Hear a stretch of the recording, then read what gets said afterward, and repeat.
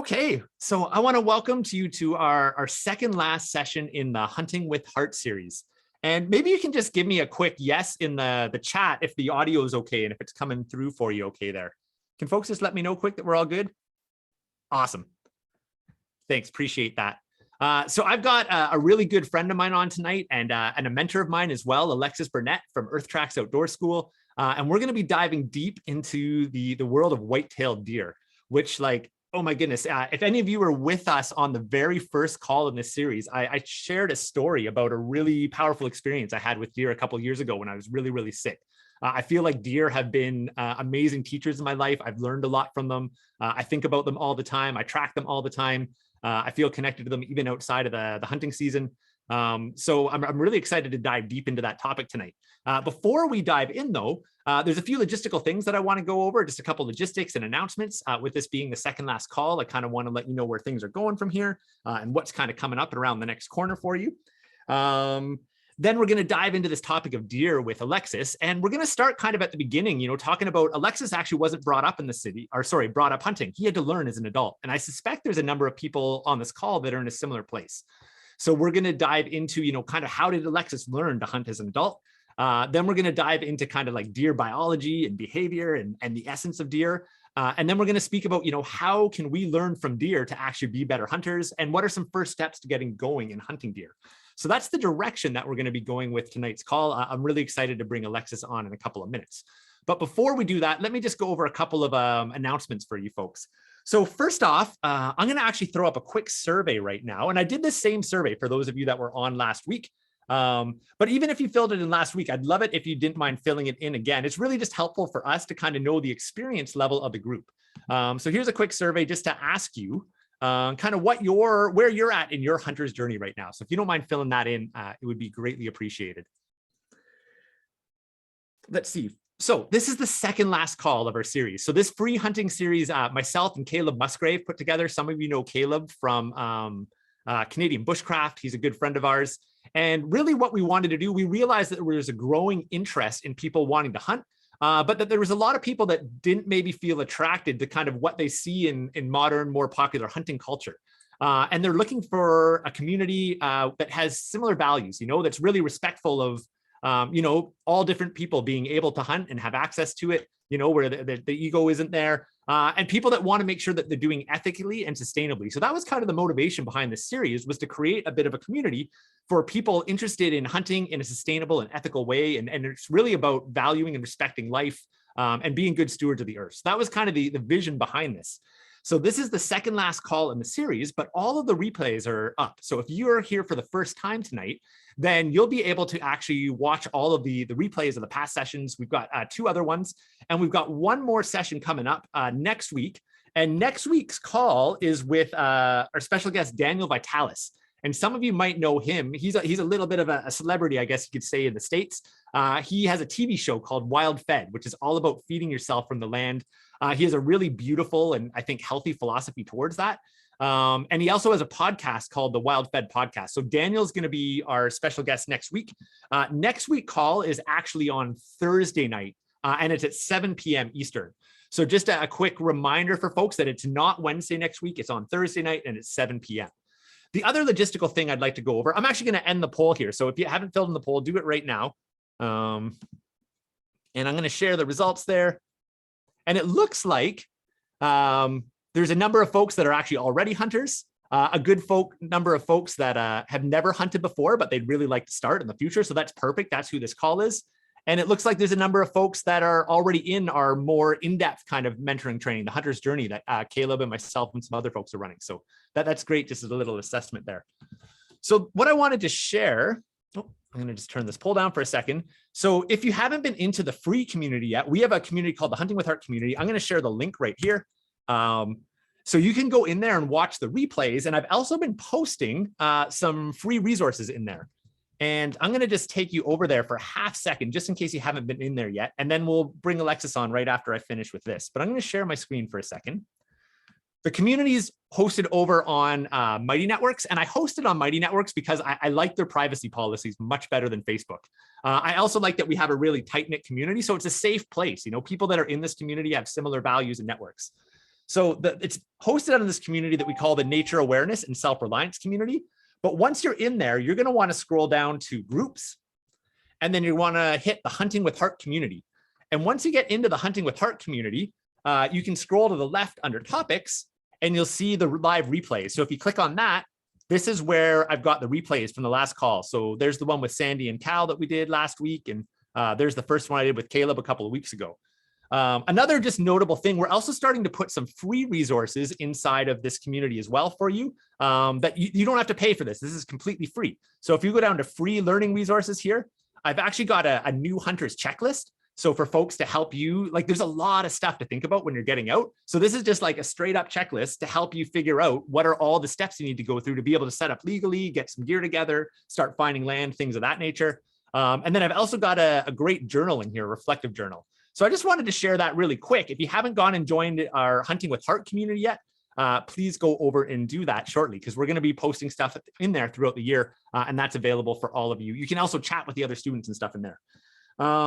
Last thing I just wanted to mention for the folks that are on here that are in our Hunter's Journey mentorship already, I posted some new lessons on the platform just yesterday, so make sure you check those out. And the replay from Monday's call is up there as well.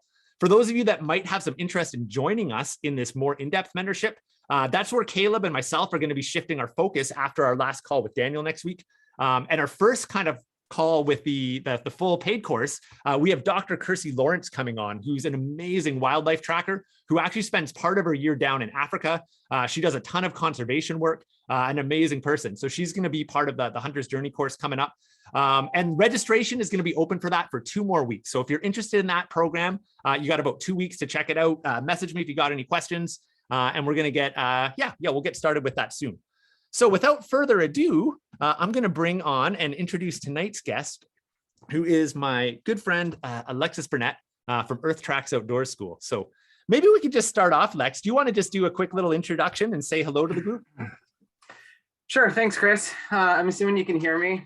Give me a thumbs up if you can. Yeah, we're good. Right on. I appreciate all the work that you're doing and all the people that showed up tonight. And just before I get started, I always like to, before I share anything, I just want to acknowledge the land that I'm on. I'm on the land of the Three Fires Confederacy of the Odawa, Ojibwe, and Potawatomi people. So it's traditional Anishinaabeg land here in the Great Lakes area. And I just feel a huge amount of gratitude to those people who have lived here for thousands of years and continue to live and thrive on this land. And as someone who has a deep appreciation for the land, I also have a deep appreciation for the culture and for all the great people, First Nations people that I've met in this area as well as beyond, and the many friendships that I have, and just am committed to moving forward into truth and reconciliation in the best way that we can. So just want to acknowledge that, and just this beautiful land that I'm on. The Great Lakes country is pretty amazing. My name's Alexis Burnett. I'm grateful to be here. As Chris said, I run Earth Tracks Outdoor School. I believe we're in our 17th year right now, which is sometimes hard to believe, but the years get going by every year. It's one more. So it's pretty amazing. And yeah, we're just, we focus a lot on wildlife tracking and edible medicinal plants and herbalism. Those are kind of my passions. I also teach a lot of bushcraft and stuff like that too. But the last few years I've been focusing a lot more on the tracking and edible plant stuff. And just love being out on the land and love working with people and just love being alive where I live. So that's a little bit about me, Chris. Awesome. Thanks, Lex. And thanks for joining us tonight, man. I really, really appreciate it. Some of you might have just noticed there, I actually just changed the link. I actually posted the wrong link there. So I just put the other one on there. And for those of you that just joined, I'm sorry, I'm gonna have to ask you to click the other link. My apologies there, quick little error there on my part. But so where to start tonight, Lex? I think what I'd really love to start off with was just, before we dive into the world of deer, is chatting a little bit about your relationship with hunting and how you got started. Because I know a lot of folks on the call, from what I've been hearing, they're really interested in getting into hunting, but a lot of people haven't been brought up around hunting and don't have, mentors to bring them into it. Maybe they're even living in the city. And I know that you didn't start hunting until you were an adult. And I don't believe you had a real clear mentor when you started either. So you had to kind of figure things out on your own. to get going. So I'd love if you could maybe start off by just sharing a little bit about your story, you know, how you got started, why you got started, and then maybe how you overcome some of those barriers of not having a mentor and not really knowing what you were doing when you're starting out. So could we maybe start off in that direction? Sure. Yeah. That's a lot of questions there. I'll do my best, Chris. But no, let's see. Yeah, I didn't grow up hunting. I grew up, I grew up in the country. I'm definitely more of a country mouse or country bumpkin around here. But I grew up fishing a lot. My dad had a huge love for fishing, specifically speckled trout. Some people know them as brook trout. And those are still my favorite fish to catch, to be honest. Like, it's nice to get a big salmon, or, I love eating walleye and whatnot. But anyways, I guess we're not talking about fishing, but I did grow up fishing, and I grew up spending a lot of time just out on the land and paddling and canoeing. We live in such a beautiful place for canoeing. 18% of the world's fresh water is sort of touching the border of Ontario. It's an amazing place to live. But I didn't grow up hunting. And it's something I got into older, when I got a little bit older. I'm 42 now, and I think it was probably just shy of 20 years or so, like 18-ish years maybe, that I've been hunting, somewhere give or take around there. And but I was I guess what I could say, a wildlife tracker, or I was very much into wildlife tracking well before I got into hunting. And that journey for me started with the tracker school and Tom Brown, and meeting John Young, and then many various teachers after that, and just spending a lot of time in the woods. And there was a time where I just wanted to get close to animals. I remember in my early 20s, I made sort of a deal or a goal with myself that I wanted to get as close to every animal that I could, so that I could tell what color its eyes were. So I was using sort of my tracking skills in that way, but not so much with hunting. But then I really started moving towards hunting and wanting to learn. And to be honest, I actually didn't really have a mentor. I listened, and, I was taught growing up to always pay attention to my elders and to listen to older folks, because there's always something we could learn. So I definitely listened. When I looked around, some hunters, I thought they could learn from everyone. I did feel I had slightly different potential ethics than some people I talked to. But I basically just went out and started trying to hunt, I guess, is sort of how it started. And I started bow hunting too. I've never, I don't even think I've ever shot a compound bow. Maybe I did somewhere once, but I made a few bows before, and then I started to hunt with my longbow. A beautiful ironwood, a hop hornbeam bow that I still have, and there's still one that I hunt with, one of the first ones that I made. And I bow hunted for probably 4 or 5 years before I started to kind of pick up gun hunting. So that was mostly bow hunting for deer and turkeys, and some of the smaller game and stuff like that. And it was just a lot of trial and error, really, Chris. Like, it was like taking what I had already learned as a wildlife tracker and trying to move sort of stealthily. And it just took that tracking to a whole nother level, because here it wasn't me just wanting to learn about the animals and what they were doing and their habits and biology and behavior, but it was, I wanted to hunt and take the life of an animal. And it wasn't something that I took lightly, and it took a little while. Like, I think I got a deer on the second year I hunted with the bow. But I put a lot of hours in out there, and then I continued to hunt with the bow. I still do. I love bow hunting. I gun hunt as well, and I just enjoy both of them. But that was kind of how I got into it, and it was just a lot of times just being out, and there's often a lot of second guessing yourself when you're getting started hunting. Even for me, like, having I'd say a fair amount of tracking skills. Sometimes you start hunting and you wonder if you actually know anything about tracking or not, and I still sometimes get that after all these years, but usually that's just being stuck in my head. like I said, I asked questions, and I read a lot, and there was no substitute for just being out. That was really it. It was just like putting the time in, the hours. And for me, hunting is, now after these years, it's what I look forward to the most in the fall time, when those leaves start turning and the Joe Pye weed starts dying back in the swamps, and the goldenrods are starting to move on, and the asters are coming out. Like, there's just something in my bones, that gets in there, and I just start thinking about deer. And it's interesting because with our wild plants apprenticeship program, our weekend that we harvest roots is always the last weekend, usually in October, and usually, or in November, the beginning of November, and it's always the opening of deer season the day after. So I'm out like harvesting roots with our groups, and I'm just thinking about deer, and I'm like, look at this deer track, and look at this deer trail, and oh, there's a rub, and I talk more about deer. But anyways, I'll leave it there, Chris. I hope that answers your question a little bit. Yeah, that's a great starting point. And I want to go into deer in just a second here, but maybe something I heard you reference, and this is something I've thought about a lot as well. So you mentioned, that when you started out, you didn't know what you were doing, so you just started asking questions. And I know what you mean by that, because I'm self-taught in almost everything I do, wilderness survival and gardening and farming. And like, I just kind of figure stuff out and learn by throwing myself in the fire and making mistakes. And I've got all kinds of mentors as I say that. But I know a lot of it comes through this art of questioning process of just like asking good questions. And I know some folks might be like, well, what does he mean asking questions? Like, so maybe what you could do is like, let's imagine like going back in time, Lex. So like, you've just decided you wanted to hunt. You've been tracking and working in the outdoors for years. And, maybe a friend of yours has a farm and they gave you permission to go hunt the back 50 acres. So you show up there, your new Alexis. What is it? Can you give us some examples of like, what kind of questions would you start asking as a new hunter that would actually help you get better at hunting when you don't know anything to begin with? Sure. Yeah. Yeah, I just want to say hi to Zephyr or Zephyr there, little 10-year-old. I think Chris told me not to read the chat, but it looks like he's 10, he or she is 10, or they're 10, and want to get out hunting. So go for it. That's awesome.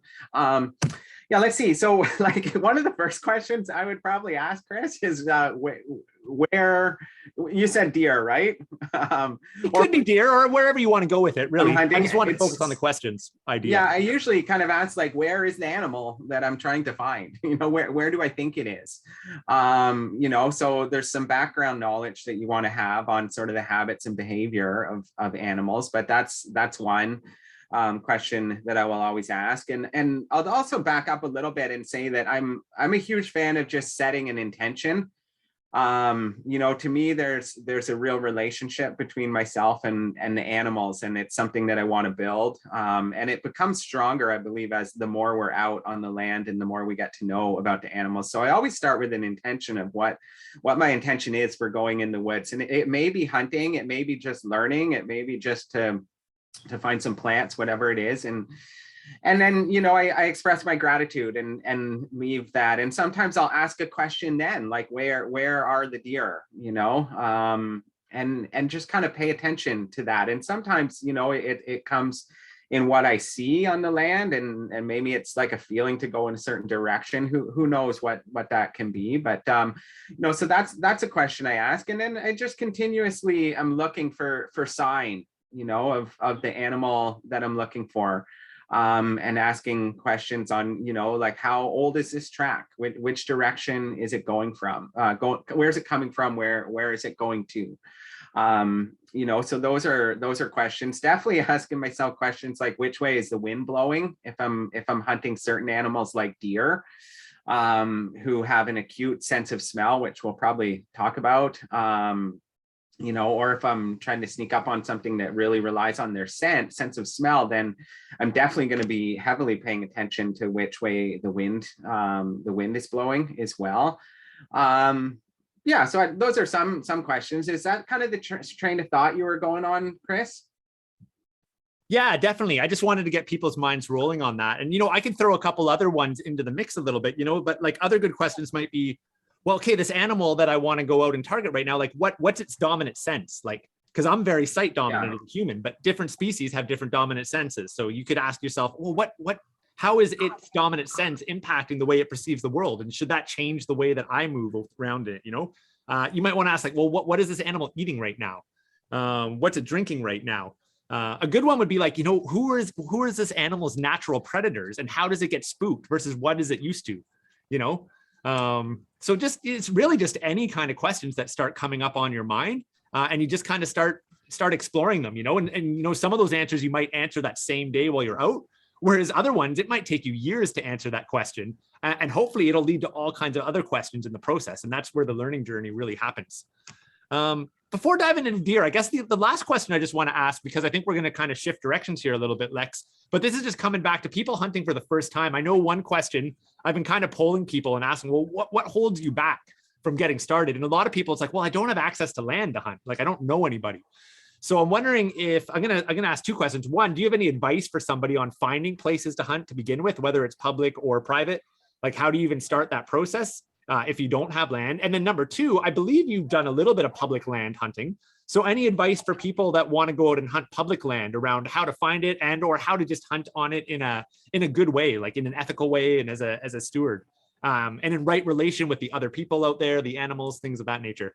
Again, I'm asking you 10 questions in one, so sorry about that. Yeah, no, I'll do my best there. I think that can be tricky if you don't have a place to hunt. But I think putting that intention out again and putting that radar out and thinking about who do I know that I may be able to ask.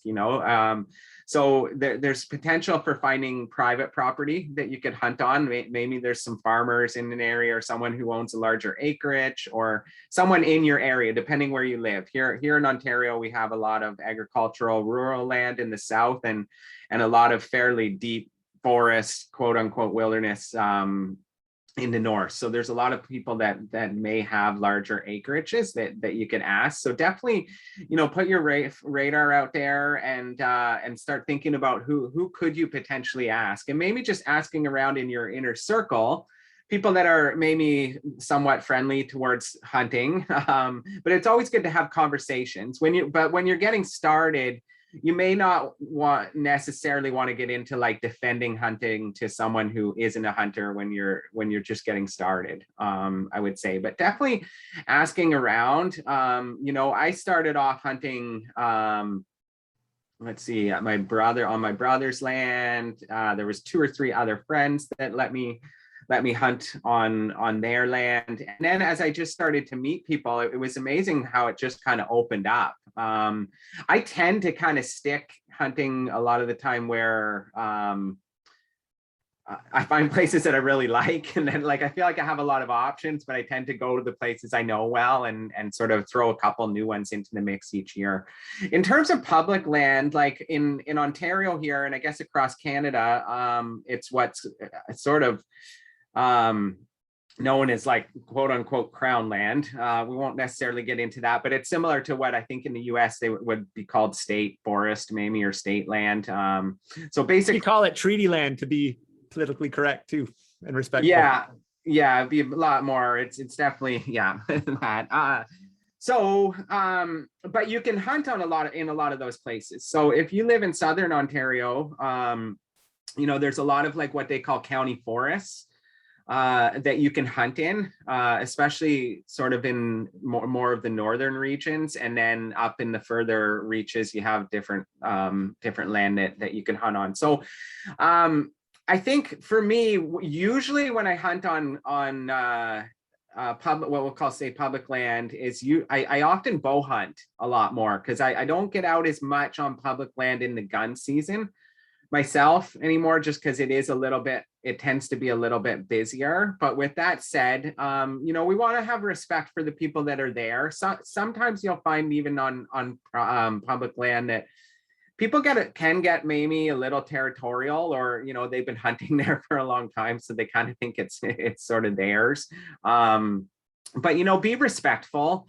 And also know what you're hunting and when you're going to go in. So like, let's say like for deer hunting, most people go out deer hunting in the dark, in the morning or in the later afternoon, and they hunt until dark. So let's say if most people are going into an area at 5 a.m. and to get set up in the dark, don't go sort of traipsing into that area like 8, 9 o'clock and just like walking all through, because you may walk right underneath someone, right? And that could spoil their time, right? And you'd much rather bump into someone maybe on your way out in the midday, or out at the road in the dark. So that's one thing, just to be respectful of people, because sometimes some people work a lot. like I work like crazy, but just more for myself, right? I probably work more than I should. But what I mean by that is a lot of people work Monday to Friday, or they, and they only have certain days to get out hunting. And, you don't want to spoil someone's hunt. And just like you wouldn't want yours to be spoiled. And on public land too, I would recommend too, often going a little bit further afield, or further into the woods, or what we kind of call the bush here in Canada. Get further into the bush and get sort of off those main trails. I find that a lot of people, not everyone, but some people on public land are always sort of out closer to the roads and they don't go in further. So think about what your quarry is, or what you're trying to hunt. And, if it's deer, sneak way back in as far as you can, or maybe way up in the mountains if you live in mountain country, and just get off the beaten track. One, you're going to be further away, hopefully, from other hunters, not always. And two, that could be where the animals are a little more. And then maybe I feel like there's a lot I could say on this, but the other thing I would say is stay out for the day too. If you can, when it's possible, stay out as long as you can. And I guess I'm sort of thinking about deer, but even turkeys and stuff. Deer are going to be more active at dawn and dusk, but you'll see them at all times of day. They don't just do what people think they're supposed to do all the time. But a lot of deer hunters are kind of like, they go out in the dark, and then by 9, 10 o'clock, they get a little stir crazy, and then they go back out and they go have breakfast, or they go back to their hunt camp or whatever. So they move around. So I've found that a lot of success I've had on, if I don't end up getting something early in the morning, then I often see a lot of deer moving around 10 or 11 o'clock, because people are getting up out of their stands and they're moving and they're kind of pushing deer around. And if you're waterfowl hunting or different things, there's different ways to go about those too. I kind of have deer on the brain a little bit right now, but turkeys, are diurnal, so they're going to be moving a lot more in the day. I still like to be set up. But yeah, stay out if you can, for as long as you can, because it's your time. Enjoy it, connect with the land out there. That's my hunting. For me, is about so much more than getting an animal. I love it, and that's my goal. And I want to put some meat in the freezer and that, but all the other animals that I see out there, I feel like I want to just tell a bunch of stories about I've seen so many other animals. It's like I go moose hunting and I may not see moose, but I see wolves and I see bear and I see a bobcat and fishers and martins and I didn't see a lynx when I was moose hunting, but I often see all the other animals. But I love it, just being out there in the dark, watching the sun come up. For me, that's my special sacred time after a long year of working and teaching. I'm just so pumped to be out on the land and just connecting in that way. It's just so awesome. So hope that helps. But yeah, you might be surprised what you come across. If you're living in the city and let's say you don't know many people out in the country or out in the woods, then public land is probably a good place to start. So do your research, figure out where you can hunt, make sure you're not trespassing on private land, make sure you're not breaking the rules, get out early, stay out longer, and try to have some good conversations with people that you do come across, and always know that you can learn from everyone, so ask some good questions and have fun with it. Yeah, I hope that's good. That was perfect. Yeah, that's awesome. I really like that actually respect piece. I've definitely had that where I've snuck into the woods way before the sun's up and put a ton of effort in. And then I'm there for that prime hour, that hour, right when the sun's coming up. And then I've had someone just come tromping in, making a ton of noise when I've been sitting there for 2 hours. And it's a little bit frustrating, So I totally think that was beautiful, respectful advice there, just thinking about the other people. So yeah, and one more thing maybe on that, Chris, is just that know when your hunting seasons are. Even if you're not into hunting, I'm assuming most people want to or are on this call, but even if you don't, let's say you don't, you don't turkey hunt or something, but like know when the turkey season is. So one, that you can be safe and you can wear bright colored clothing. And two, so maybe you just don't go in the woods as much. Like in our area here in Grey County, there was something a few years ago, I forget what it was, that they were going to have Sunday gun hunting. I think we can't Sunday gun hunt here. And they were going to change it. And some people got up in arms about it. And, all this, even some of my neighbors, some of my, my friends, it was kind of funny. But know when those seasons are, because, let's say the deer rifle season in our area, it's only 1 week long, but up like north where my cabin is, it's 2 weeks long. But like, maybe that's the week you don't go out on the public land, like at least in our local county forest, because a lot of people will hunt out there. So like, maybe that's just a good week to know, like, let's not go walk our dogs, on those days, one, because it's just safer, and two, not to kind of spoil someone's hunt. So I think just knowing those things, and I'll just tell a super quick story. Like I did this last year, and I'll just be honest, because I am. But I took my kids out on my neighbor's property who were allowed to walk around there. And it was the first week of December. And I forgot that it was muzzle hunting season, because I don't have a muzzle loader. And we went out, and then like, I went out and I'll just fast forward this story. It was kind of funny, but we were walking, and then I saw these tracks. And I'm like, whose tracks are out here? And I was like, oh, guys, let's be really quiet, right? And I have my 2 little kids.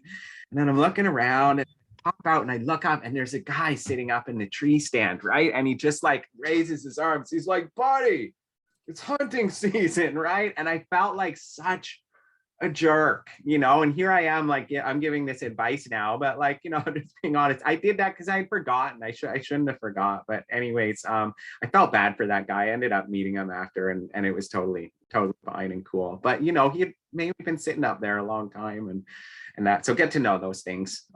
Yeah, sorry, Chris, if I interrupted, but. Oh yeah, no, that's great. I just mentioned there, Kersey, who's actually, I mentioned Kersey's going to be with us on the 18th, but she was just mentioning that she's doing a trailing workshop in Wisconsin, but she intentionally waited till after elk season to do that, just kind of trying to be respectful there. So I appreciate that as well. The other one I just wanted to mention to folks too, this is actually coming from, we have our private calls for the paid group are on the Monday nights. And on our Monday night call, one of the questions people were saying is like, well, what do I start when I'm getting out? So we're going to dive into deer right now. But deer, often small game, are a really good place to start. And if you're asking that question, well, what do I want to hunt? Or maybe I'm not quite ready for deer right now. One of the pieces of advice that came up on our Monday night call is like, well, what's abundant in your area that you can feel good about harvesting? And often, things like gray squirrel or like Canada geese or dove or pigeon for that matter, they're in an abundance, the populations of them. And often like farmers, maybe they don't want you harvesting the deer, but it's like, oh yeah, I don't mind if you go and take a couple squirrels out of the backwoods. So I just wanted to share that with folks too, that starting with small game is a really great starting point. And private landowners and farmers may be more open to you coming out and hunting doves or hunting squirrels and things of that nature. So just something to think about there. But Lex, let's dive into the main piece of tonight, which is really diving into deer. And that's the part where I get super excited. Deer is hardcore on my mind right now. I've been thinking about it tons too. I've been out prepping my spots for the season and tracking. Bow season's opened up here right now. I haven't been out yet, but I'm going to be starting up in the next week. So, deer have been such an amazing teacher to me. They're absolutely brilliant the way that they move through the woods. The old ones, they're like ghosts. They're so intelligent. They're so aware. Maybe you can start, they're so graceful. Maybe you can just start by sharing a little bit about, how do deer navigate the landscape? How do they work with their senses? How do they move across the topography? Maybe just share a little bit of like your insight around, how deer move and work as far as we can from a human perspective anyways. Sure. Yeah. Like, I think it kind of, in a way, you come back a bit to what Chris had said earlier about like asking what the dominant sense of an animal is. So when I think of deer, I think of a few things. I think of their nose, and definitely their hearing. They have an incredible sense of smell, and they have incredible hearing. They have their eyesight, they say, they can't see a lot of colors. They can definitely pick up movement. Deer will pick up movement very quickly. in the woods, but their sense of smell is pretty incredible. So you really want to play with the wind, know which way the wind is coming from, and move accordingly. I used to always take like I don't know where I learned this, but I used to always take a little piece of dental floss, and then I would fray it a little bit, and then I just tied a little like 6-inch long piece across on the top of my bow, the unscented stuff.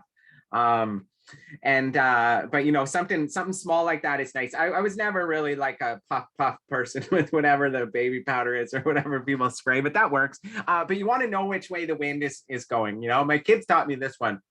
I knew, but remember when you're a kid, you're testing the wind. My kids are funny like that. My son seems to think he's just going to walk out into the woods and shoot a deer. He's 5. I love it. I took him turkey hunting for the first time, but he's pretty sure it's all going to go down really quick and easy for him. So that's good. It's a good outlook to have. But yeah, let's see. So back on deer, they have an incredible sense of smell. So definitely playing the wind, you know, trying to come upwind, speculating where they're going to be. You mentioned, Chris, a little bit about questions that you may have going into the woods. Like I'm always asking like where, you know, deer are often, like I would say, creatures of habit. They're going to travel on their trails quite regularly, back and forth. And often they're going to be moving from bedding areas to feeding areas, to places where they're going to drink, and so on and so on. And depending where you live, the deer may have bigger or smaller territories. You know, I know around where I am, you know, the deer are, you know, probably in like a few kilometers square, you know, especially here where there's a good mix of forest and agricultural areas. The deer don't have to move as much, whereas where my cabin is on the Magnetawan River a few hours north, in bigger woods, you know, the deer definitely move a little bit more, because they need more food. So definitely thinking about those kind of things, like where are the animals eating, where are they bedding down. So yeah, those are definitely some things I think about with deer, and they're sneaky at times too. You know, the bucks, like as I said, they're often be traveling up and down the same trails each day, or a series of trails. But I'll usually find the bucks in our area. I find them kind of in the swamps a bit, bedded down. I often find like high spots in the swamps, and I usually find their trails kind of just a little bit further off the main trail a lot of the time. Yeah, so those are just a few kind of intro things I think for deer that will be helpful for some of the people that are just getting started. Did you want me to go on another little tangent with that at all, Chris? Or Well, I could jump in and share something there, and then maybe you could give some thought, and then see if you want to keep building on it or move on to the next question. But yeah, maybe one I would just throw into the mix there. Oh, is it okay? My screen just jumped there. Can you hear me okay? Yeah, I can see it. Great. It's funny. So I'm going to share 2 things here quick, and then we'll throw it back to Lex. It's funny, on our live call the other night, somebody asked, and this is actually a great question. They're like, they didn't say it quite like this, but it was almost like, I don't understand why it's so hard to hunt deer. Like I see them in the park all the time, or I see them in the backfield all the time, you know? And 2 things that I mentioned about the group is, one, you know, deer are incredibly aware and intelligent, and they get used to what's normal. So if you're a farmer and you're working the fields all the time and you're not a threat, like the deer know that, you know, and they're going to get very comfortable with you. The deer that are in the parks and in the backyards, they get comfortable with people. But they're highly aware when your body language changes and your intent changes, because they're hunted, you know, 24/7, coyotes, wolves, black bear, various different species that are hunting deer. They have this like amazing, like sixth sense, you could call it. And I don't even know if it's a sixth sense as much as it's just all the senses coming together, being in tune. But, you know, they're able to pick up when there's that like predatory intent in my mind, that's being kind of put out by something. So that's one sense I just kind of want to acknowledge in deer, and how things actually really change when you put a bow or a firearm in your hand and you start going out. The other one is like, you know, most of the time when people are seeing deer and they're like, well, I see deer all the time. Here's a question for you. Well, how old are those deer? Because my guess is the majority of deer that you're seeing all the time are probably kind of fairly young deer, maybe a year, 2 years, maybe 3 years old. The older, more mature deer, people see a lot less. Like, it's pretty odd to see like a really large buck outside of maybe like the rutting season, at least frequently, and there's these main deer trails that you find through the forest. And what I find, kind of like Alexis said there, the younger deer will have this, they're kind of like rut where they just go up the same trails all the time. But those older, more mature deer, they have their own trails, but they're actually a little off the main trails often. And not to say that they won't use them, but they'll often be off of the main trails a little bit. And they're kind of following the other deer, but they're just a little bit smarter. Maybe they've been shot at before. Maybe they've been chased by wolves. They have probably been chased by wolves many times. So that's something to think about there. And then the other note on senses, they can see, they can smell, they can hear. Now, Lexus had mentioned, their sight is very different than ours. Their eyes are kind of more to the side of their head, and thus they can capture tiny little movement very, very easily. But they don't have great depth perception, and I've been standing right out in the open and had a deer come straight towards me with no idea I'm there. And as long as I don't move, like no camouflage, just out in the open, and they don't really know you because you're not moving. Which is really, really neat, but one tiny little movement and they're gone. When speaking to scent and hearing, here's something to think about. A lot of people would think like, oh, well, if I make a bunch of noise, I blew it. Well, deer hear noise all day long in the woods, sticks fall, things crash, whatever. So sure, any noise, if you crack a stick walking in, sure, the deer is going to put his ears up and listen. But remember, like, they hear noise all the time. So like making a noise by mistake isn't necessarily the end of the world. If you're talking, maybe that's a little bit different, but making a noise might not be the end of the world. Now, smell is totally different though, because if you crack a stick, well, is that a person? Is that a tree falling? Is it a bear? It could be all kinds of things. If they smell you, they know it's a human. And your chances probably of having an opportunity to take a shot on that deer just went way, way down if they smelled you, significantly more than if you made a sound. So just a few things to think about, my perspective. I don't know, would you agree with most of that, Alex? And feel free to challenge any of that if you have a different perspective. Yeah, no, I think so, Chris, for the most part. Yeah. Like there's a lot of kind of tactics that you're going to want to get into when you're out there and moving, and I think just taking every opportunity to learn from the animals inside and outside of hunting season. So every time you see a deer, if deer are what you're hunting, or a grouse or a turkey, watch what they're doing, watch how they're reacting. What do they smell? What are they picking up on? Always really paying attention, because every opportunity you see an animal is an opportunity to learn. Every time you see a track, every time you see some scat, there's always questions that you can have, and you can ask, and the deeper you can go with it. So deer are amazing animals, say like the old mossy back, right? That you like hardly ever see. Like I've had so many bucks over the years that I kind of chase around a little bit. I'm not really like a big buck hunter kind of guy. Like I've got some nice deer over the years, but I'm not like, I don't know, I'm not out trying to get the biggest deer. I don't know, that's just never really been my thing. But I do love seeing them. I've seen some beautiful deer, and definitely in the, in the rain and in the snow. And just being out on the land. Sorry, I was kind of looking at the chat there too.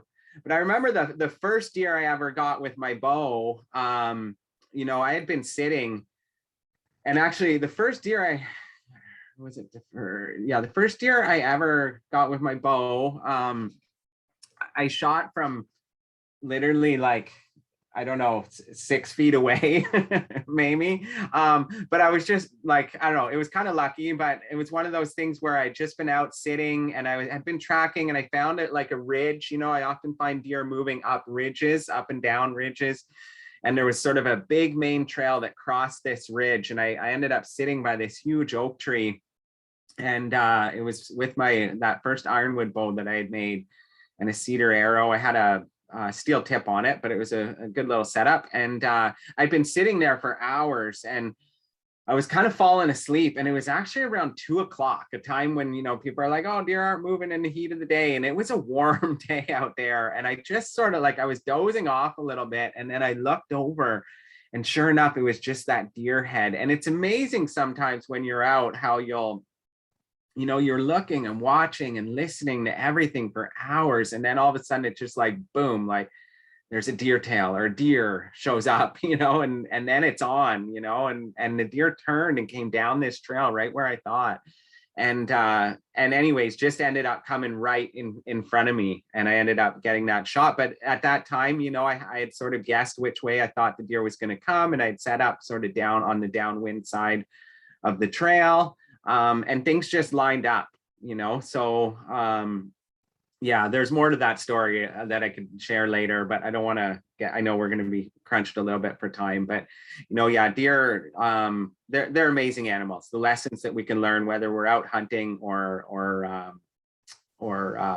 just out in the woods, like I always say, just take every opportunity to learn from these animals, whether you're actually hunting them or not. And it's just cool to get close to them, to camouflage in and be sitting on the side of the trail. Like, it's one of my favorite things to do. I don't get to do it as much as I used to, but now that my kids are getting older, like I can actually I can relive all this, like a lot of stuff again, and I can go out and with them and like practice, things that I want to do. And they just get so into it, like camouflaging in on the side of the trail. And like, it's awesome, and just watching deer go by, it's a pretty cool thing.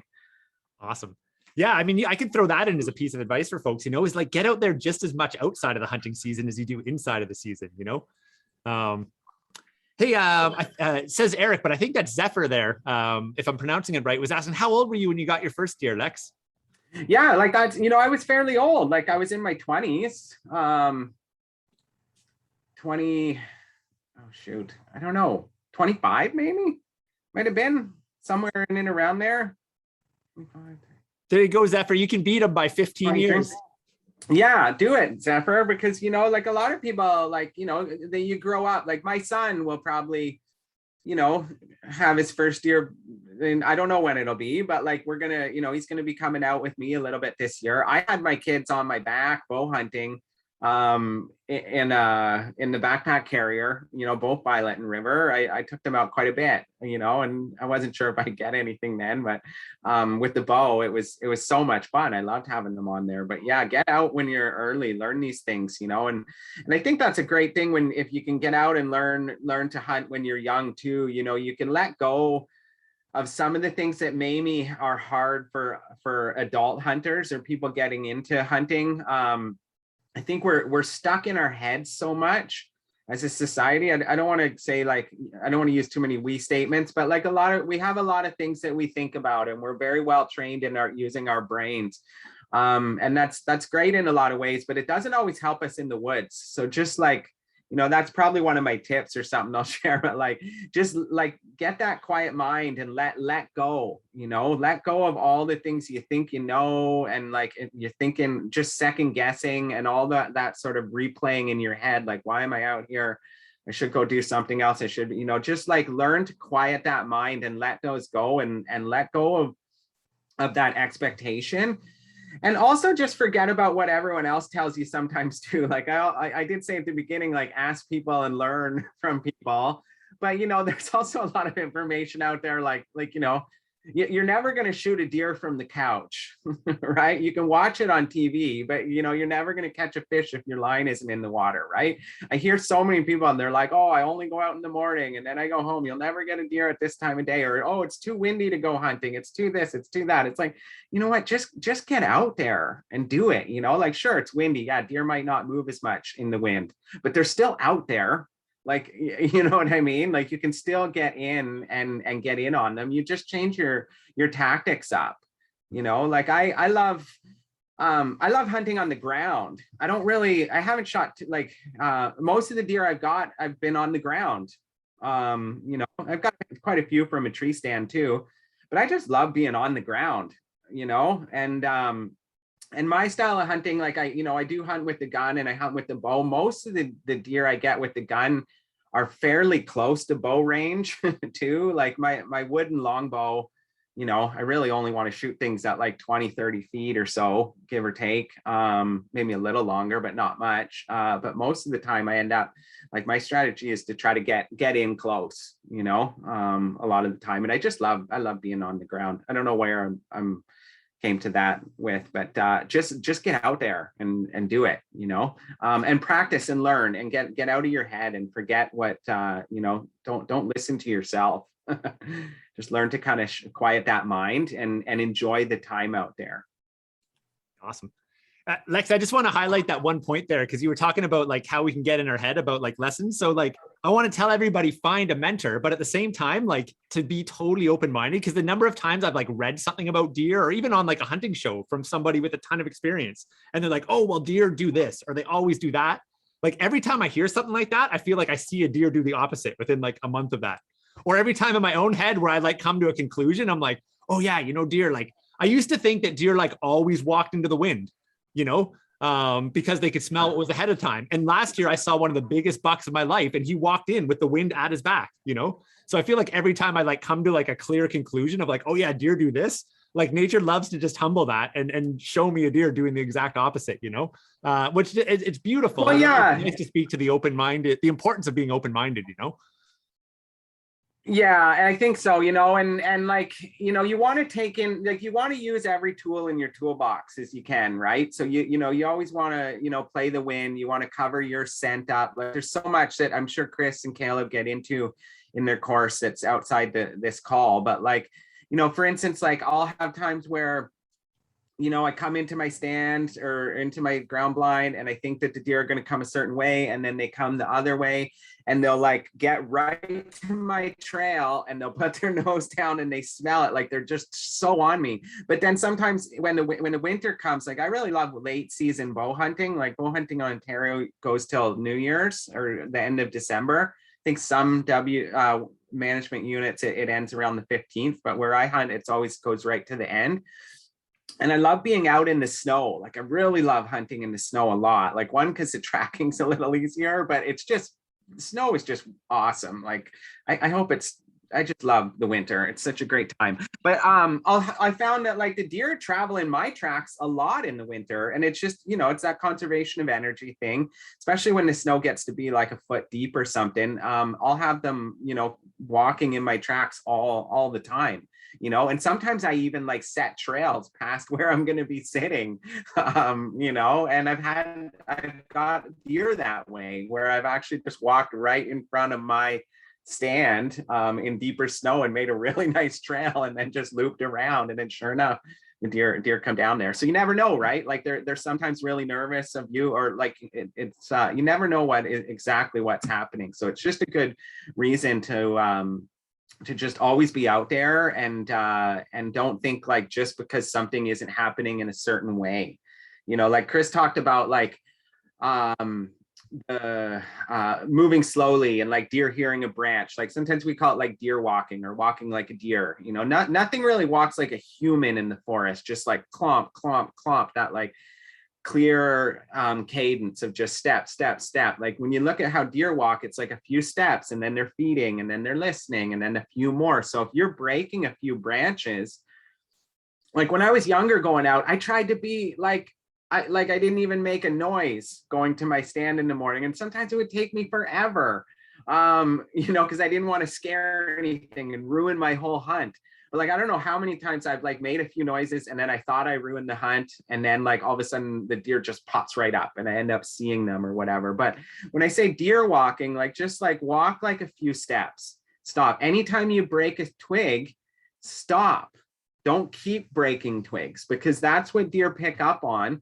And then they're going to be aware. Once they hear something, then they're going to be smelling and tasting that air, right? To be like, what is that? What's that sound? And they may even start to loop around. You know, deer are actually quite curious. You know, if they hear things that they don't know what they are, they'll often loop back around. And maybe, Chris, I'm just getting into some hunting tactics. I feel like I should share a couple of things now. Maybe that was a question coming, but like, I often hunt, like I try to find out where the bedding areas are. and the feeding areas in a certain area. And then I try to like find those trails that are connecting them. And then I try to hunt more on those trails in between those areas. So like I'm not hunting in the bedding area, I'm not hunting in the feeding area, but I'm trying to hit the areas in between. Now that's just one style and it's one tactic, but you know, where like I always want to know where are these deer coming from and where are they going to? And like deer are often active at dawn and dusk and through the night a lot of the time. And then in the morning, they're going into their bedding areas. And then in the afternoon, they're coming out of their bedding areas. So get to know the lay of your land and get to know the how the deer are moving across it, right? And track that and know that their patterns are going to change, know what they're eating at certain times a year. Because one thing for young or new hunters that I think happens, and this happened to me, is that like a deer can make really well-worn trails. And then you might think those are like the trails, but those are more like their summer trails, right? And then all of a sudden the fall comes and like those trails aren't what they're going after anymore because they're not eating the grasses anymore. They've shifted to apples or acorns or beech nuts or whatever they're shifting their diet to.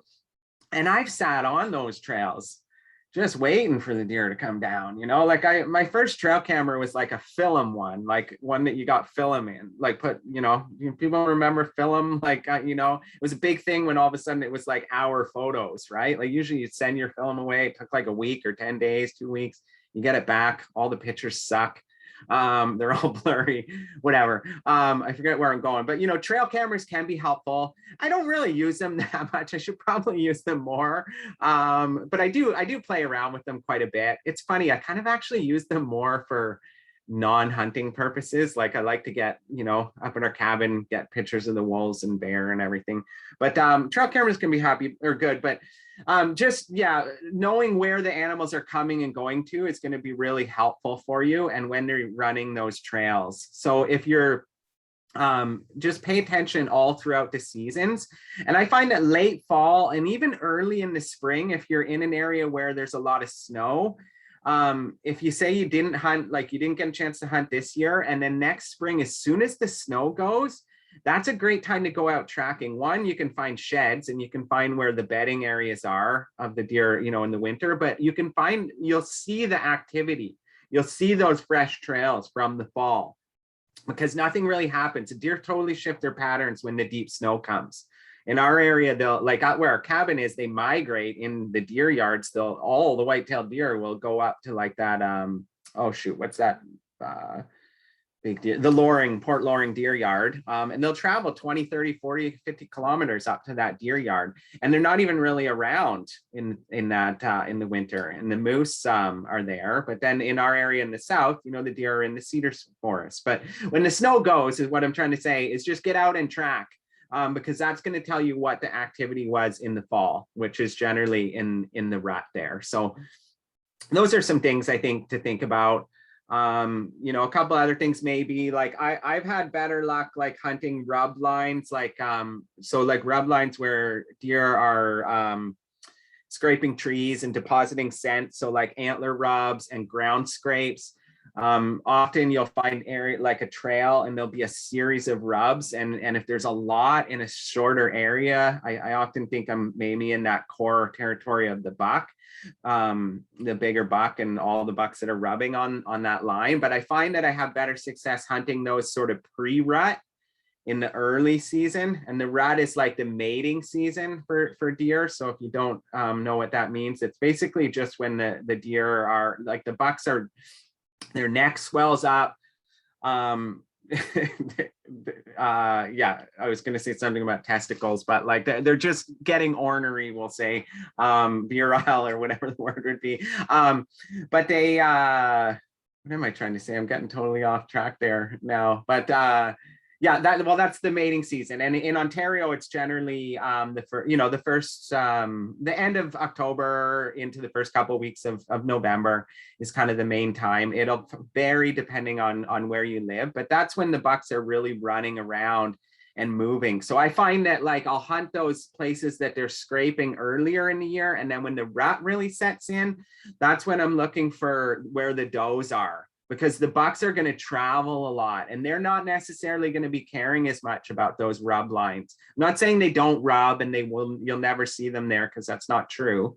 But I just find that like I'm often looking like, where are the does, you know, and then that sometimes leads me back to like, what are they eating and where are they sleeping? And that's where the bucks are going to be. And they're running around like a bunch of college rat boys or whatever. I don't know. I never went to college or university, but is that what you call them? Whatever you think of. Yeah. Anyways, that sort of hormones going, and that's when the deer are moving around, and some people have more success hunting them at that time. So I don't know. I might have answered some of your questions there, Chris, but I wanted to throw in a little bit of strategy, because there's a lot to it, you know. And maybe in closing with that, and there's other things I can say, but like don't overthink it either. Sometimes like we get stuck in our heads and we just plan and plan and plan, and like you're thinking and thinking and thinking. At some point you need to like let go and just get out and do it, you know, and really get into the experience, you know, become like that deer, or just like move in that slow way in the forest, slow your mind down. You know, use all of your senses, pay attention to those little feelings that guide you in certain directions, whatever you want to call that. Like eventually, you know, you'll start to have those things, you know. For me, like I've always felt like every deer that I've shot, I've always felt that it's been right, you know, like there was something that happened, like the deer just happened to stop in that perfect spot and look, and like however you want to experience that, to me that's a special and a sacred experience. And it changes my whole life, you know. And maybe that's just part of my training and background, but like it's phenomenal what'll come from it. And you'll also learn from your misses too, you know, like you'll learn from not getting something or not seeing things, you know, and just don't be discouraged and put your time in out there. So I'm just pulling up a link here. Lex, give me a half second. Actually, I'll pull it up in a second, but I'm gonna actually share the link to where you can go grab. I mentioned at the beginning of the call, some folks might not have been on here, but inside of the free Hunting with Heart community, I've got a hunting journal template in there. And, you know, I'm a big fan of journaling as part of your hunting practice. And, you know, the paid course that we run, we call it the Hunter's Journey for a reason. It really is a deep and profound journey. You know, it's been nothing short of life-changing. You know, I started hunting thinking about food, and it's completely transformed the way that I see the web of life. It's transformed my relationship with life and death. You know, I feel like I've entered into the food chain and the ecosystem in an intentional way. And, you know, some of the hunts that I go on, there's actually risk involved with it, you know, and there's a lot of stuff to navigate. And it's a deep journey, you know, so I really do want to just kind of building on what Lex said there, that encourage you to make journaling part of your process as well. And if you want a template to help you with that, we had some reflective questions inside of that free community. So feel free to jump inside that Hunting with Heart community and download them. When I asked Lex this next question, I'll go grab that link again and throw it back in there for anyone that wants our one template. The only other thing I'll just share there again is just like, you know, there's so much to like the tactics and like camouflage and like reading the landscape, you know. A good question you could ask is like, well, when you find a deer trail, like a well-beaten in deer trail, you know, a lot of people would come across and say, oh, cool, like this is clearly a deer trail. That's neat. A lot of deer travel it. But a good question, if you want to take your tracking skills and your hunting skills another level, why is that deer trail there? I guarantee you it's not random. Well beaten down deer trails are moving across very particular spots of the landscape for a reason.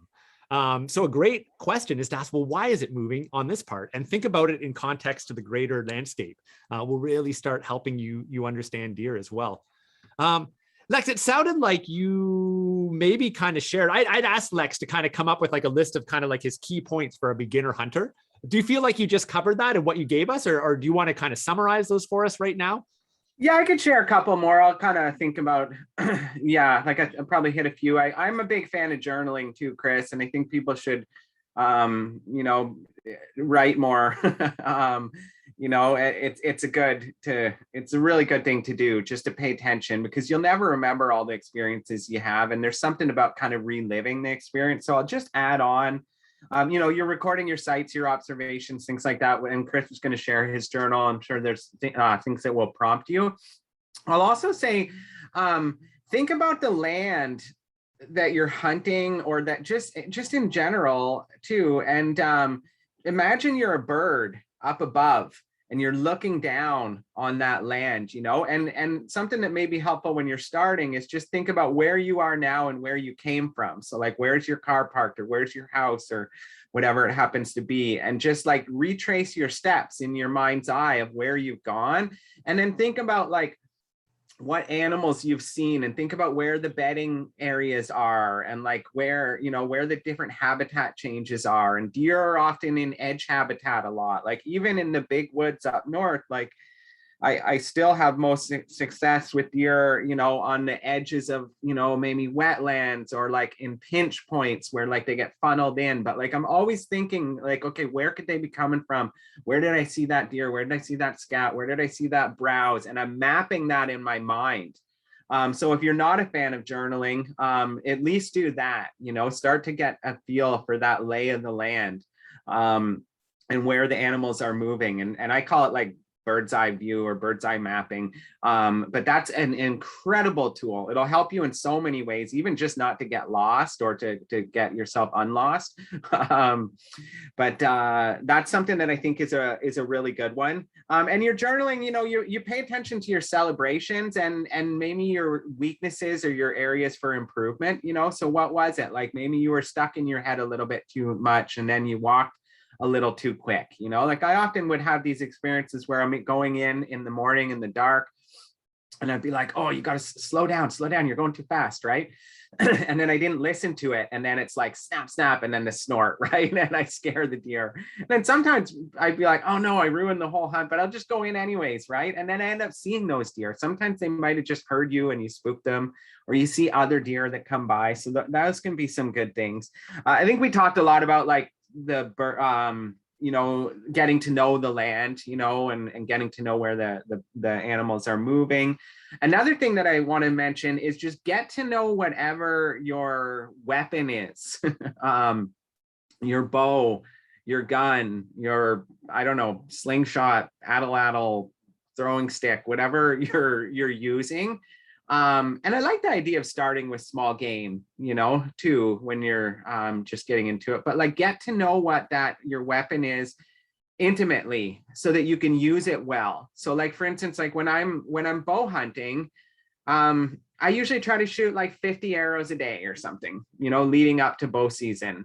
And then throughout bow season, I'll try to shoot just at least like 50 arrows in a day, which is it's easy, but it's not always easy to do it every single day. But I just want to make sure that I'm going to hopefully have the best shot that I can have, because I'd much rather have a clean miss than wound an animal, which is a bit of a different topic. But if I'm not practicing, then should I really be out there? So like, I want to make sure that I'm dialed in with whatever in my case, it's a wooden bow. You shoot a compound, a crossbow, a gun, make sure you've fired it and you've sighted in your gun, so how it works. There's a lot of people that hunt that only shoot their gun like during hunting season, so like, find a range, find a safe place to shoot, sight your rifle in, shoot your shotgun before turkey season, waterfowl season. I'm going to go out duck hunting and goose hunting this week. I'm kind of stoked on. I really love waterfowl, but it's hard for me sometimes because it's the harvest season with our gardens and farm and everything too. But yeah, really get to know your weapon and become proficient with it is a really good one. And then let's see, there's two other things I wanted to say. One is just like with deer, just have different areas, like get to know the deer on the land, and then know which way you're thinking they're going to move, coming and going and across a landscape, and then have different locations set up depending on the wind. So I'll just use an example, like in my where I hunt a lot, used to hunt at my brother's land. There's a wetland. It's like a hardwood maple forest. and then it slopes down into a cedar forest, and then there's a wetland.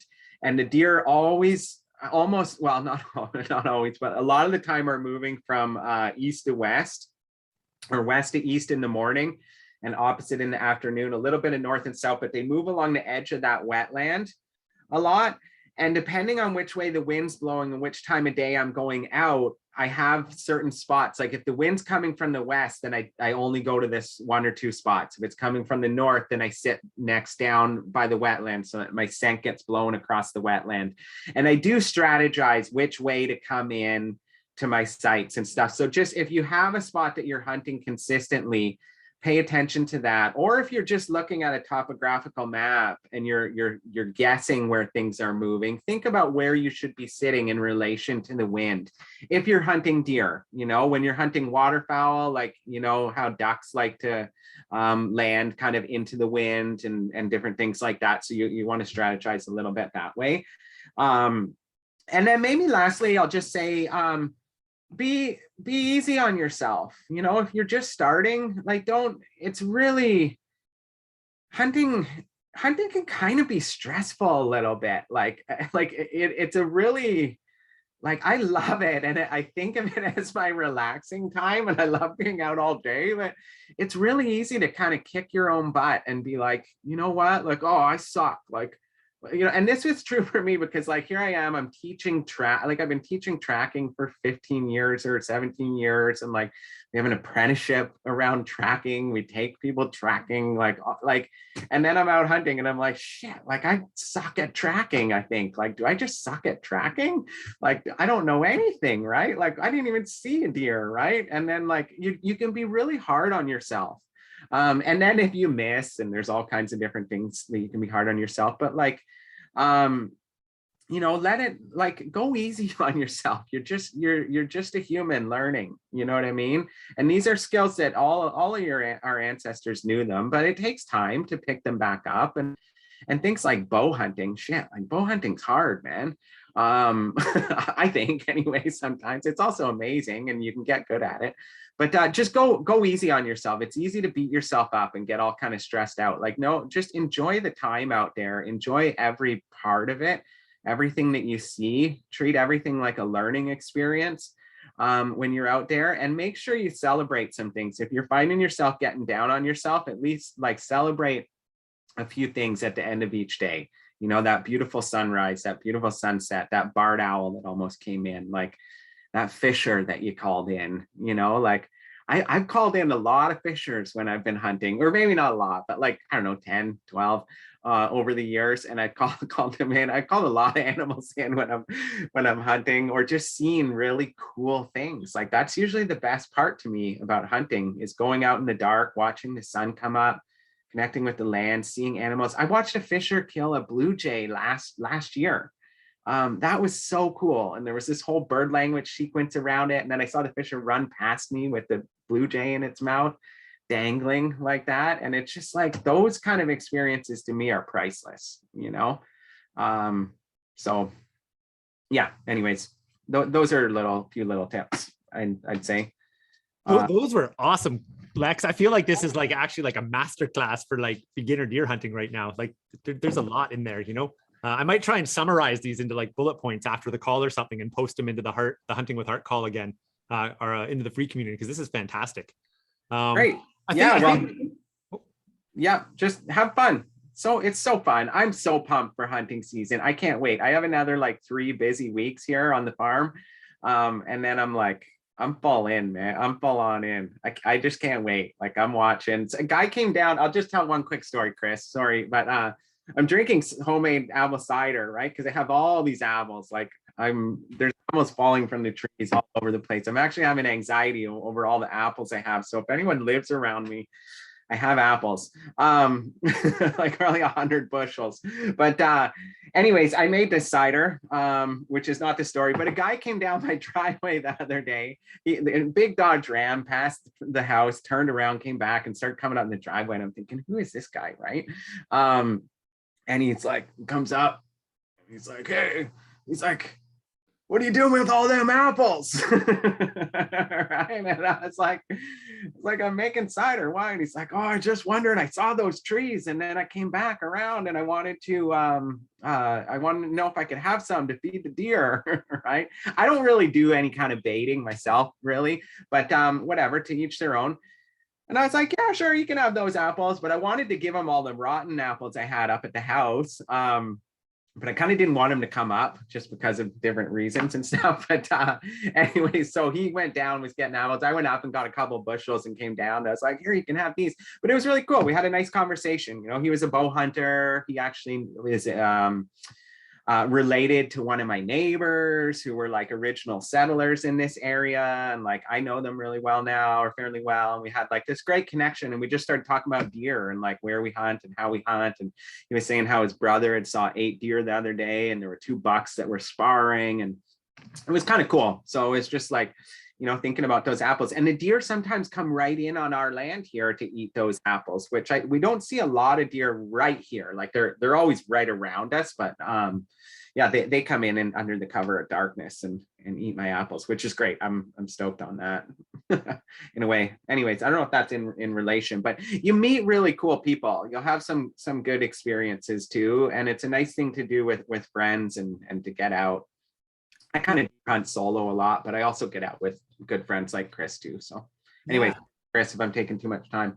I think that's a great thing to kind of bring up there, though, you know, because I know one barrier for me getting started was actually being intimidated by other hunters, you know, like you often see these kind of like gruff, you know, and you know, hunting often is portrayed as a fairly male dominant kind of thing. And that's part of what we want to do with this community is make it more accessible to people of, you know, any gender, any ethnicity, and really share that, you know, hunting is for everybody. But I was really intimidated by like these gruff looking big men when I first started. But since I've gotten into it, I've actually found the majority of hunters I come across are actually really great folks. And there's a lot of camaraderie, and I end up bumping into folks and you have really cool chats and you've got this thing that you connect around, you know? So I just think that is a little bit point, because that was a barrier to me and something I was intimidated by, and I'm not so much at all anymore. You know, I've actually, the majority of experiences I have bumping into other hunters, even if they have different values and ethics and don't quite hunt like me, there's this like connection piece that we have that usually allows us to relate and, you know, and have a nice connection moment. What I think I'd like to do right now, Lex, so we've gone over on kind of what the time I wanted to shoot for, and I see some great questions coming up. So what I think would be great is maybe we can do like our really quick little wrap piece right now, because there was a couple of announcements. I want you folks to know kind of about Alexis and what he has coming up. So why don't we do that right now and then stick around for a couple extra minutes afterwards. And if folks want to ask some questions afterwards, you know, people are having chats about gear and things like that. Are you available to stick around for a few more minutes and answer some questions after this piece? Yeah, for sure. I'm kind of getting pumped. I want to tell a bunch of stories and stuff, but I'll shut up and listen to questions and give my 2 cents if great. Well, let's go over, but I want to just do like our kind of official close and wrap now, so that people that need to go can get going. And then if you would like to stay on, if you're as excited as Lex and I, then yeah, we'll go a little bit longer. We'll answer some questions. Lex can tell us some more stories. They might keep getting better if he keeps drinking those ciders. So more entertaining. No, this is non-alcoholic. But they may get better if that happens. Cool. So anyways, two things here. I wanna invite Alexis to share a couple things with us just about what he has going on with Earth Tracks coming up that might be of interest. And I also just wanted to share, I mentioned it at the beginning of the call. So our Hunter's Journey cohort and training, there's so much to hunting. You know, it can be super overwhelming. And having a mentor is so helpful. You know, Alexis mentioned like hunting with the wind and reading the landscape. Like in our private mentoring calls, like every single call, like we're pulling up topographic maps and we're showing like, how do we look at a new piece of land and read it? And in there, it's very interactive. Like we actually share screens and you can jump on, and like, if you're out hunting, we'll help you troubleshoot your situations you're coming. If you're trying to find land, we're going to help you work through that. So the goal of the program is to really create this inclusive community where everyone's welcome. We all learn from each other. We've got an amazing team of instructors. There's actually, Caleb is the other main one, but there's several instructors in here tonight, Preston and Kersey and Cal and Sandy. So you basically got a team of people supporting you from wherever you are right now, working towards being able to actually harvest meat in a way that's sustainable and ethical and feels really good, but allows you to feed your family from the land in a really meaningful way. So if that interests you, registration's open for about 2 more weeks, and then we're going to be closing it down until next year. So you can go to thehuntersjourney.com if you want to join us. You've got about 2 weeks left to join. And some of you might have been directed here by like Daniel Vitalis or Kersey or the Original Wisdom team by Preston. If they gave you a coupon code, please use it, because we're actually going to support their amazing work in the world if you use their coupon code. If you don't have a coupon code, Lex, do you remember what the one we set up for Earth Tracks is? I actually forgot to write it down before this call. Oh, geez. I think it's like... I'll pull it up if you don't know it. If you don't, yeah, I don't know. You can pull it out, Chris. Sorry. Cool, yeah. I'm going to pull up. If you don't have a coupon code, I'm going to give you $100 off coupon code. And we're going to use Alexis's Earth Tracks one if you don't want to have already. So I'm going to pull that up in a moment. But enough about me. Before we go into our Q&A, Lex, why don't you just tell the crew a little bit about what you have up? I mean, you run a tracking apprenticeship, a wild plants apprenticeship. I know you've also got a big project around working with cannabis as medicine and growing cannabis. So why don't you just tell the crew a little bit about yourself? And then I'll give the coupon code out for the $100 off, and then we'll tell some more stories and do some Q&A around some of the questions coming up. Sure. Yeah, I don't need to say too much, Chris. Earth Tracks, you can check it out, earthtracks.ca. We'll have kind of our new schedule for next year coming up, but we focus a lot on, like I said, wildlife tracking and wild plants, herbalism, that kind of thing. We have an apprenticeship program for wildlife tracking. It's 1 weekend a month for 10 months. I think it's been running for 10, 12 years now. I love it. It's, it's in Ontario. So we're basically out once a month for the whole weekend in various places. We usually spend 2 weekends in Algonquin Park. We're all around sort of Georgian Bay. Orangeville, Grey County is a lot of the places where we kind of are. And different themes on the weekends. And then there's like some home study component, and we meet up once a month on Zoom, and there's projects and things people do. And it's just awesome. It's a nice sort of, or it's awesome to me anyways, and the people that take it, but it's a great naturalist tracking community that forms. And then our wild plants program is very similar to that. It's just 1 weekend a month for 8 months. And, those are 2 of our bigger programs. We also run a lot of, or a handful of sort of one-off workshops and things if people want to come check those out. I actually have a new tracking program that's kind of been brewing for a number of years. I'm not going to say much about it, but if you're interested, sign up for our newsletter on the website, and there'll be info coming out next year about it. But it's going to be more of a seasonal thing, and it's going to be a bit more open to our old apprentices, but also for anyone that if you really want to come, we're just going to have a little application process. So anyways, I'm just sharing that because I'm super pumped on it. And then I've had this idea for a lynx tracking trip for quite a few years, and then this whole pandemic thing happened, but I want to get that off the ground again too. So yeah, anyways, there's lots of stuff like that at earthtracks.ca. And then I did start a new project called Organigrow Canada. So I'm a herbalist myself too. I've been working with plants for well over 20 years, and cannabis has been something that I never really chatted too much about because of different reasons, but we do have some online courses on teaching people how to grow cannabis and how to work with it as medicine. I really want to help medical patients as much as I can, just grow and access and make quality cannabis medicine, because it can really help people. And regardless if you're however you use it, you may want to learn about that. That's organigrowcanada.com. There, Chris put in there. So if you're into that, I know it's not so much about hunting, but I did learn a lot about animals over a lot of years in somewhat relation, but I'll leave that one there because there's other funner stuff to talk about right now. So funner. Awesome. Thanks, Lex. So folks, I just put the links to Earth Tracks in there and Organigrow if you're interested in that. And then I just looked up, my apologies for not having it queued up, but the code EarthTracks100. So if you go to thehuntersjourney.com is the website, and enter EarthTracks100, we'll give you $100 off of this ongoing mentorship, and you get lifetime access for that. We actually do these calls right through the year. We go a little bit heavier during the hunting season with them, and then we do them once a month kind of in the winter, and then we go back to doing them regularly with the spring hunt. So if you want a mentor to help you through this entire process, then check out thehuntersjourney.com, EarthTracks100 for $100 off. But let's switch over to some Q&A here, Lex.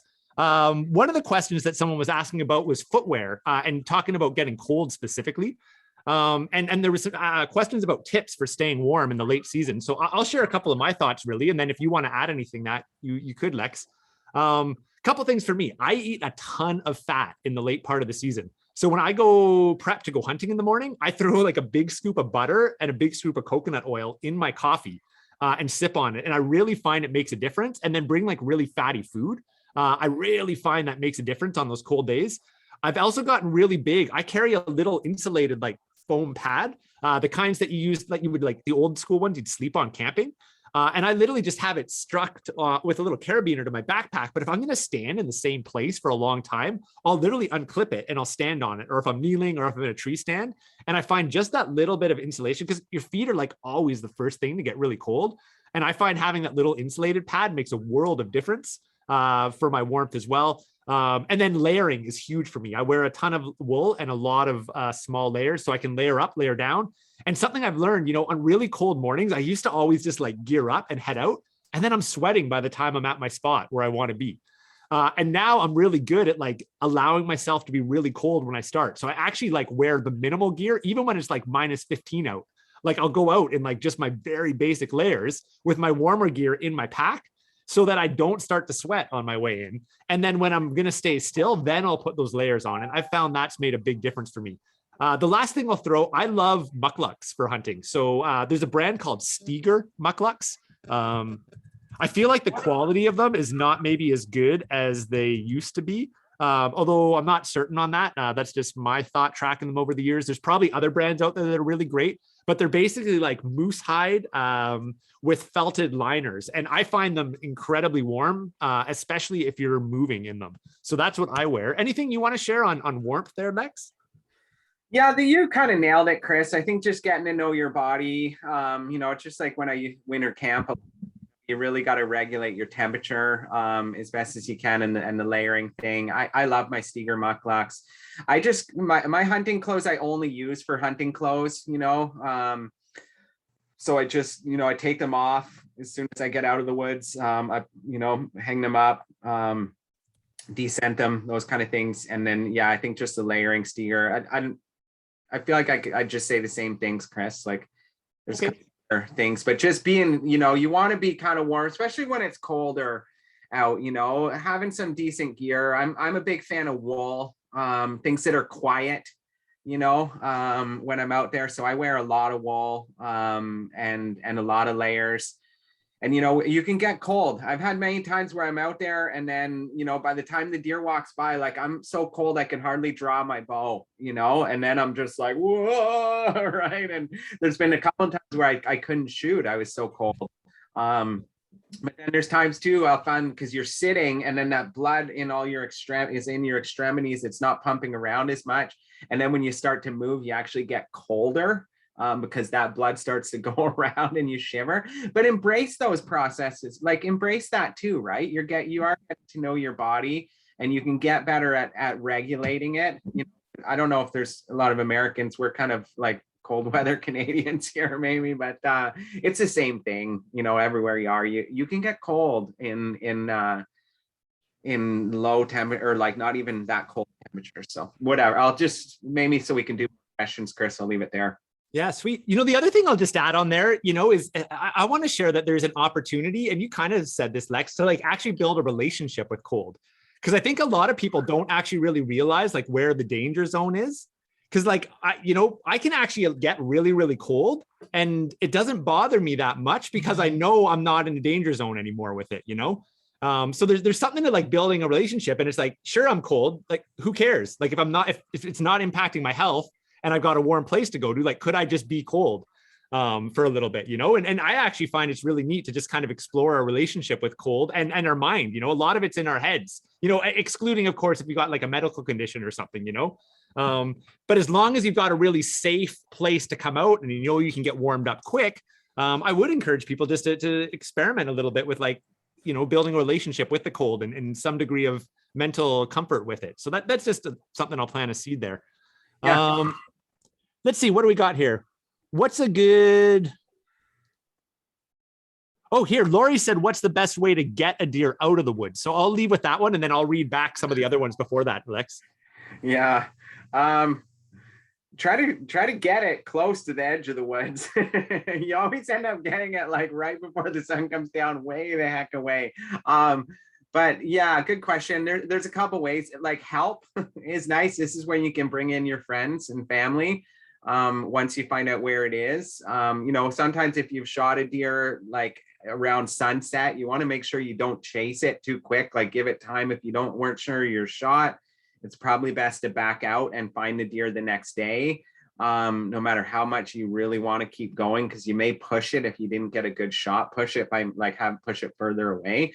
But just physically getting it out, like it sort of depends where I am. Like when I hunt in the south here, well, it always depends where I am. If I'm far away from, say, a vehicle or my house, I'll usually field dress it. So like I'll usually gut it out in the woods, and then I take whatever organs I want to bring with me. Like, I always keep the heart and the liver and so on. But I will get rid of like, the stomach and all that just to cut the weight.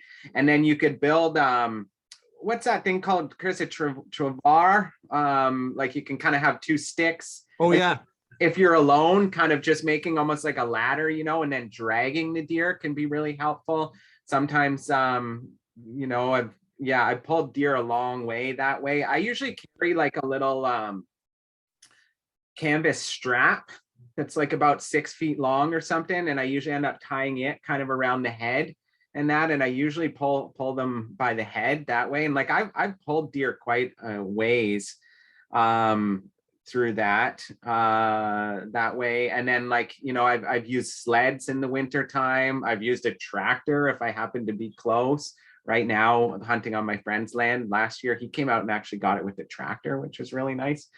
So I would say, building something, dragging it, and so on are some helpful things. Like I like hunting out of my canoe, or at least being, in the canoe where I can like paddle a long way into like really good country and then hunt and then just bring the deer back to the canoe and then paddle it back. Canoeing's a nice way, but those are some ideas. Hopefully that's yeah. And what Lex was kind of explaining there, you can literally take like 2 long sticks that are longer than your deer, lash them at the one end, and then have them kind of, I think this is what you're describing, where they kind of come out on a triangle and then lash another stick along the bottom to keep it wider. Maybe lash 1 or 2 sticks in the middle, and then you tie your deer up onto it, and then you're holding the smaller end and you're able to drag it.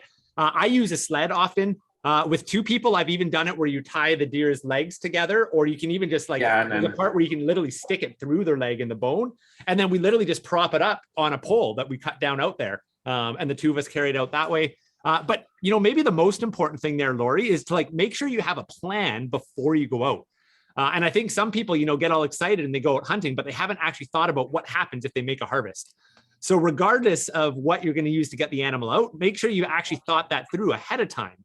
And what are you going to do if that deer ends up like down at the bottom of a hill or in a wetland? Like have a plan for that. So yeah, and sometimes you might need to like if you're alone, like you might need to cut it up and quarter it to get it out. If you're far, like I'm just thinking some places I've been, like where we got a moose, like I don't know, that year Andrew and I, it was like I don't know, 6, 8 kilometers, 10 kilometers from my cabin or something. Like it was a good ways away. It might not have been quite 10, but and sometimes when I've got a really big deer, like I've got a couple big bucks and I'm just like, wow, I can hardly even drag this thing anywhere. Like it's just a big old bruiser of a deer, right? So you may need to quarter it up as well. So in those instances, you want to make sure you have what you need with you, like a good knife for skinning and like maybe a little saw, some game bags, some things like that. But like Chris said, have a plan. Some of these are pretty big questions, Lex. So I think let's just hit on like really quick basic points and just kind of fly through them. The best we can. Try not to be too quick. Yeah, long. Yeah, and I'll do the same. I mean, both of us get excited and can just talk all night. And inside the Hunter's Journey course, like that's what we do. Like we're going to go into all of this with a lot of depth. But for here, let's do some quick answers. So I'm jumping back a bit to Jason's question. Not sure if this is too big. It's all good. Besides wind and commercial gear, what strategies, techniques do you use for scent? And, Jonathan kind of nailed it in his answer right off the bat. I used to be like so like almost religious with my scent control in my preparations for it, and I've actually let a lot of that go. And I work so much with the wind now. Deer, their scent is just so phenomenal. And as I say that, for me, the real basics short answer is like non-scented soap. I shower with that before I go out for my body odor. I don't use any of the cover scents or anything like that, other than I wash all of my clothing in a non-scented soap, and then I store it in a bag full of evergreen boughs. And that's basically what I do for scent control. And then I work with the wind. Anything you want to add to that, Lex? Yeah, that's some of the main stuff. If I'm bow hunting, sometimes I'm like charcoaling up and camouflaging and that, but I don't even, not all the time. And yeah, those kind of things. I've made different teas to spray on and whatnot. I don't really use a lot of scent lock stuff myself. I have like old hunting clothes that I've had forever. Like I just, you know what I mean? I don't really spend my money on the fancy hunting stuff too much. I do have some decent gear, wool. But yeah, like Chris said, I don't wear I just put them on when I go out, and I take them off right away, and I hang them in a tree if it's not raining afterwards. And kind of what Chris said. Yeah, and in the course, we actually do talk about making your own cover scents, making washes for your clothing and stuff. But the very basics for this call is like, store them hanging outside, store them in a bin with leaves, evergreens. Unscented soap is a great starting point. I'll answer this one quick. Carrie just asked about the whole coffee thing and needing to urinate. Yeah, I would argue that you probably don't want to be urinating in and around your hunting spots. So two options. One is that just to know where a good spot, like some of the properties I hunt are relatively small, and I'll just go to the edge of the property where the wind is blowing away from the property and go for a pee there. But I also carry a pee bottle with me, and I'll literally pee into the bottle out there, stick it in my backpack. And then at the end of the day, I'll just pour it out elsewhere. So I'll just make that a quick short answer for now. Alex says, what's a good way to judge how long to stay in a tree versus moving versus spot and stock? And I'd kind of argue that it really depends on your strategy. I mean, you could do either of those or any of those for a long time. I don't know. Do you want to expand on that a little bit, Lex? I mean, I feel like that's like hours of conversation. Do you got a short answer to that like one? I would say, like I often I like to sit early. Like I like to know where I'm going early in the morning, and I like to go in the dark and quietly, and then I'll sit, whether it's on the ground or in a stand, for a good little while. And sometimes I'll stay most of the day, and then sometimes I'll move a lot, again, kind of coming back to the wind. Also, like what's the weather been, and like how conducive is it for moving? Like if it's been really dry and windy and like the leaves are just like crunch, I don't move as much. But when it's been wet or fresh snow, anything that's going to dampen the sound, then I definitely move a little bit more. I tend to move a little more when it's windy and moving, into the wind, obviously. But like just anything that's going to cover my sound and scent and limit the sensing capability of the animal that I'm after. So like when it's really windy or like something that's going to soften the my footfalls, then I tend to move a little bit more. And I do like to move and sort of, I don't do much like spot and stock stuff like that you see on TV. Just where we live here, like there's just not a lot. Like we usually can't see that far. Like the bush and the forest is pretty dense. But with that said, I have used that technique quite a few times. I guess, what am I saying? Maybe I just watch too many hunting shows of these guys out in like whatever, British Columbia or like the Western states, where it's a totally different hunting style. It's a sweet one. Spot and stock is pretty awesome. And we did get a moose that way, but and yeah, I guess I do it too, but yeah, I do like to move. I do move a little more than some people at times. So those are some things. Yeah.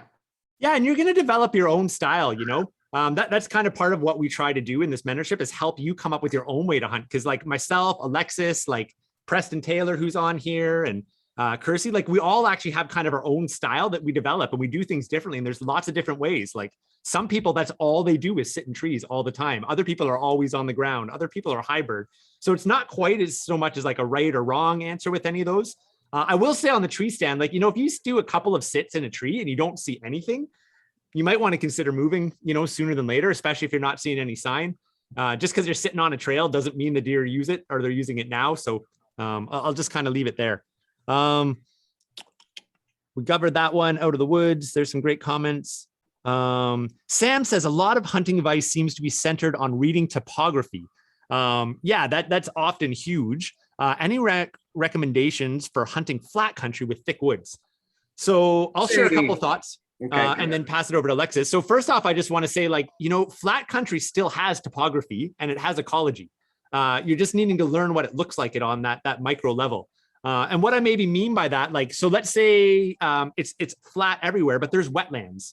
And in that wetland, there might be a tiny little hummock with a big tree that's just a little bit higher than the surrounding wetland. Like, bucks are notorious for bedding down on those tiny little hummocks under a big tree on the edge of the wetland where they can smell and see everything, but they're nice and hidden in, and they can sneak out in two different directions. So understand the topography even in that flat habitat, because it does exist there. Those little divots and nooks, like they all matter in the way that deer move. And then the other one, I think John was speaking to this. So shelter, where are they bedding down? Where are they drinking? Where are they eating? And where are the trails between those? That applies in flat habitat as well.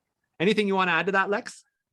Yeah, I was just going to say, read the ecology and the habitat that you're in, and really understand the deer or whatever the animal is that's moving in those areas. We don't get as much well, depending on which part of Ontario you're in. Like there's some areas that are very flat and some areas that are quite hilly, not so much mountainous. Yeah, I'll leave it there, Chris. I think you covered that one pretty good. Sweet. I think we're through all the questions, Lex. You want to close us out with one last story? You got a good one that's burning for you, and then we'll call her a night? Sure. Yeah, I can share one.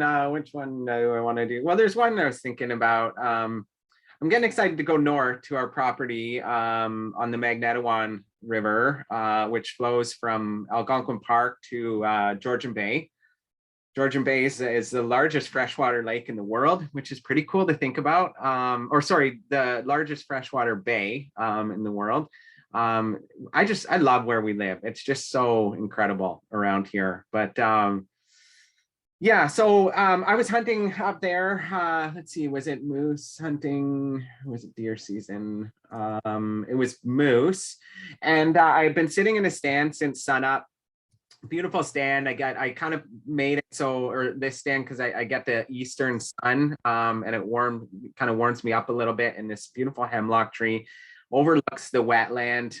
There's about a 30-acre wetland, and I always see otters and stuff out there. And there's a spot, it's a bit of a pinch point where the moose sometimes come down, and there's some rubs and stuff. Anyways, been sitting there for a while, and it was probably around 11 a.m.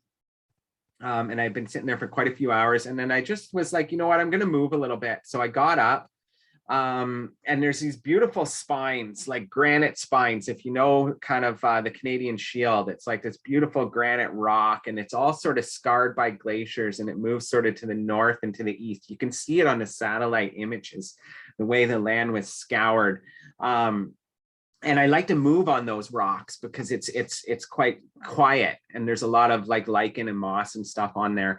So I started kind of moving up the edge of the wetland, and then I got up onto those rocky ridges, and I started kind of just doing like a nice fox walk. Like it took me to go a few hundred yards. Like I took I don't know, an hour or something. Like I was moving quite slow, and I love that because I just get into it, and I get out of my head and into my body, and I'm just like moving slow and like hyper aware and alert, and I'm just like, it's really loving it. And I came up over top of one of these little ridges, and I kind of stood there for a minute.